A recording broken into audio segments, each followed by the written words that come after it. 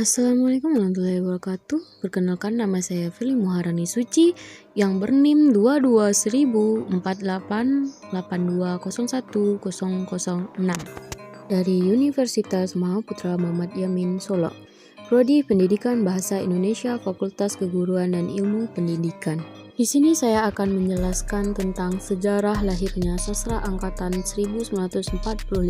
Pertama yaitu mengenal angkatan 45 dalam sejarah sastra Indonesia, yaitu lahirnya sastra angkatan 1945. Sastra angkatan 45 ini lahir saat Indonesia masih dalam belenggu kedudukan Jepang menuju kemerdekaan dan terjadinya perubahan iklim politik di Indonesia. Kelahiran angkatan ini memberi warna baru dalam angkatan sastra Indonesia dan penuh kontroversi. Kontroversinya adalah angkatan 45 ini berani untuk mendobrak dan melanggar aturan-aturan sastra yang telah dibuat sebelumnya. Berdirinya sastra angkatan 1945. Berdirinya angkatan 45 ini diawali adanya sikap-sikap dan cita-cita para penggerak yang akan diperjuangkan, yaitu ingin membentuk kebudayaan dan universal. Nama angkatan 45 ini sebenarnya baru terkenal mulai tahun 1949. Pada saat Rosiana melansir istilah angkatan 45 suatu uraian dalam majalah Siasat tanggal 9 Januari 1949. Hal inilah yang menjadi ciri khas dan lahirnya identitas baru dalam sastra angkatan 45 ini. Penggerak dalam sastra angkatan ini pun mereka yang menaruh perhatian besar, memberi sumbangsih buah pikirannya yang berjuang bersama dalam sastra angkatan ini. Para sastrawan yang tergabung dalam sastra angkatan ini seolah ingin bebas dari kekangan budaya asing yang mengikat kebudayaan Indonesia. Berikut tokoh-tokoh angkatan 45. Berikut Rosian Anwar. Rosian Anwar ini lebih dikenal sebagai tokoh pers Indonesia. Beliau juga sering dikatakan sebagai sastrawan, sejarawan, bahkan budayawan. Pria yang hidup dalam multi zaman itu telah bergelut di dunia jurnalistik semenjak masa perjuangan. Beliau begitu berlegenda di dunia jurnalistik. Nama beliau juga dikenal dalam dunia budayawan dan sastra. Beliau juga diberikan julukan A Footnote of History. Karir jurnalistiknya dimulai saat ia berusia 20 tahun hingga ajal menjemput. Tak kurang dari 20 judul buku dan ratusan artikel karyanya menghiasi koran dan majalah tanah air dan bahkan penerbitan asing. Beliau memulai karir jurnalistiknya sebagai reporter Asia Raya di masa pendudukan Jepang tahun 1943 hingga menjadi pemimpin redaksi Siasat tahun 1947 hingga 1957 yang pedomannya pada tahun 1948 sampai 1961 yang ditutup oleh rezim pemerintahan Presiden Soekarno-Hatta pada saat itu.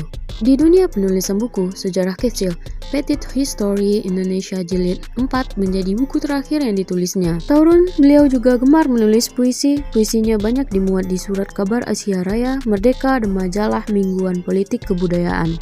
Salah satu puisi yang dikenal masyarakat luas adalah puisi tentang melawan korupsi.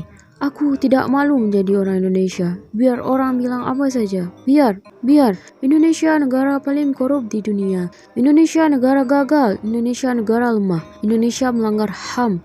Demikian petikan puisi tersebut. Tokoh selanjutnya yaitu Asrul Sani.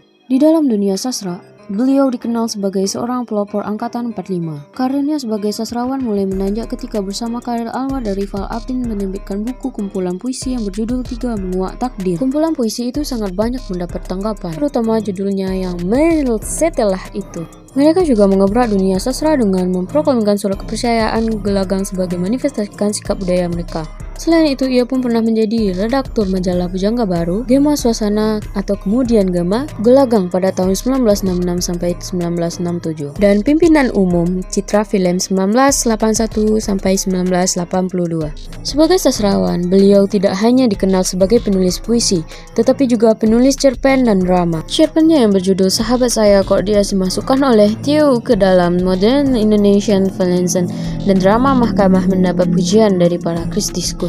Selanjutnya yaitu Khairil Anwar. Beliau dilahirkan di Medan, Sumatera Utara pada 26 Juli 1922. Beliau merupakan anak satu-satunya dari pasangan Toleos dan Seleha. Keduanya berasal dari Kabupaten 50 Kota, Sumatera Barat. Nama Khairil Anwar mulai terkenal dalam dunia sastra setelah pemuatan puisinya yang berjudul Nisan pada tahun 1942. Hampir semua puisi yang telah ia merujuk pada kematian. Namun saat pertama kali mengirim puisi-puisinya di majalah Panji Pustaka untuk dimuat, banyak yang ditolak karena dianggap terlalu individualitis dan tidak sesuai dengan semangat kawasan kemakmuran bersama Asia Timur Raya. Ketika menjadi penyiar radio Jepang di Jakarta, Beliau jatuh cinta kepada seorang perempuan, Sri Hayati, akan tetapi hingga akhir hayatnya Khairil tidak memiliki keberanian untuk mengungkapkannya. Puisi-puisinya beredar di atas kertas murah selama masa pendudukan Jepang di Indonesia dan tidak terbitkan hingga tahun 1945.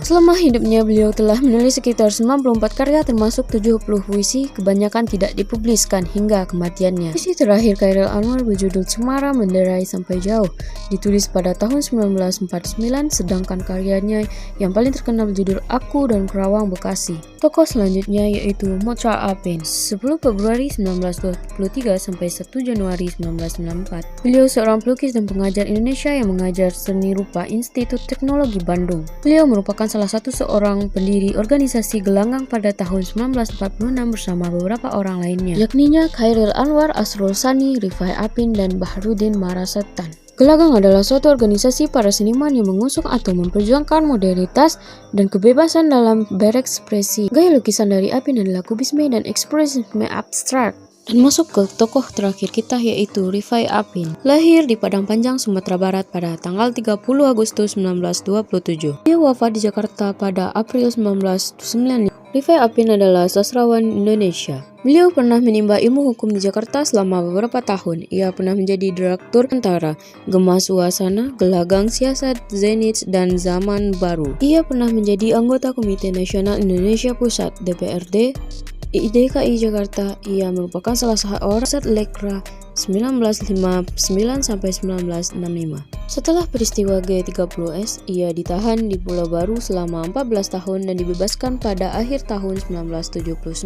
Beliau menulis puisi. Puisi-puisinya pernah dimuat dalam Gema Tanah Air editor H.B. Jasin 1948 dan Dari Dua Dunia yang Belum Sudah editor Hari Evaling 1972. Bersama Khairil Anwar dan Asrul Sani, ia menerbitkan antologi puisi Tiga Benua Takdir 1950. Setiap angkatan pasti memiliki ciri khas dalam setiap karya-karyanya yang dihasilkan. Begitu pula dengan Angkatan Sastra 45 ini.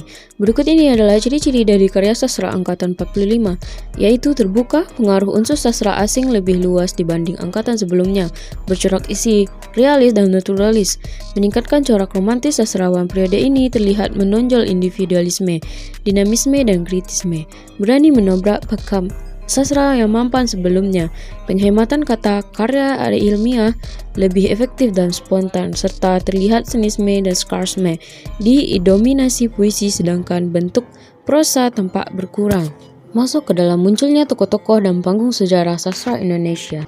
Dengan menampilkan sajak-sajak yang bernilai tinggi, memberikan sesuatu yang baru bagi dunia sastra tanah air. Bahasa yang digunakan adalah bahasa Indonesia yang berjiwa, bukan lagi bahasa baku, melainkan bahasa percakapan sehari-hari yang dibuat bernilai sastra. Dengan munculnya kenyataan itu, maka banyaklah orang yang berpendapat bahwa suatu angkatan kesusastraan baru telah lahir. Angkatan ini memiliki beberapa sebutan, yaitu Angkatan 45, Angkatan Kemerdekaan, Khairil Anwar, Angkatan Perang, Anggota Sesudah Perang, Angkatan Sesudah Pujangga Baru, Angkatan Pembebasan, dan Generasi Gelanggang. Angkatan 45 memiliki tema tentang kegetiran nasib di tengah penjajahan Jepang yang sangat menindas, menampilkan cita-cita merdeka dan berjuang revolusi. Pada masa Jepang untuk berkelit dan sosok penguasa, perkembangan sastra simbolik, muncul ungkapan-ungkapan yang sangat singkat, padat, benar, tanya Khairil Anwar dalam puisi. Itulah sejarah dari lahirnya sastra Angkatan 45. Terima kasih banyak kepada yang telah mendengarkan cerita singkat dari sejarah lahirnya sastra Angkatan 45 ini. Jangan lupa like, comment, and subscribe. Saya Fili Muarni Suci, pamit undur diri. Assalamualaikum warahmatullahi wabarakatuh.